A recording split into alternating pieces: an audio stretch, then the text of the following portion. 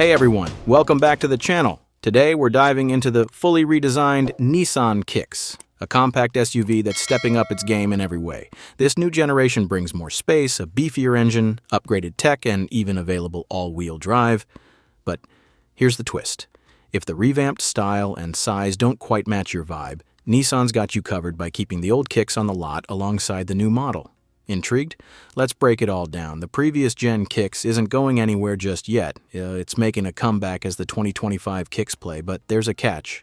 It's only available in the base S trim, packing a 122 horsepower four-cylinder engine, a CVT, and front-wheel drive. Basic? Sure, but it's got just enough to keep you connected, including a 7.0-inch touchscreen, a 6-speaker audio system, plus Apple CarPlay and Android Auto. Not too shabby for an entry-level option, right? Here's the kicker. When it drops early next year, the 2025 Kicks Play will start at $22,910, just $310 less than the redesigned model's base price. While the savings might not blow your socks off, the older version does bring one significant perk: better fuel economy. The EPA estimates a 33 mpg combined rating, which edges out the newer Kicks by 3 mpg. For budget-conscious drivers, that could seal the deal. And let's not forget, this isn't the first time Nissan's played the old versus new game.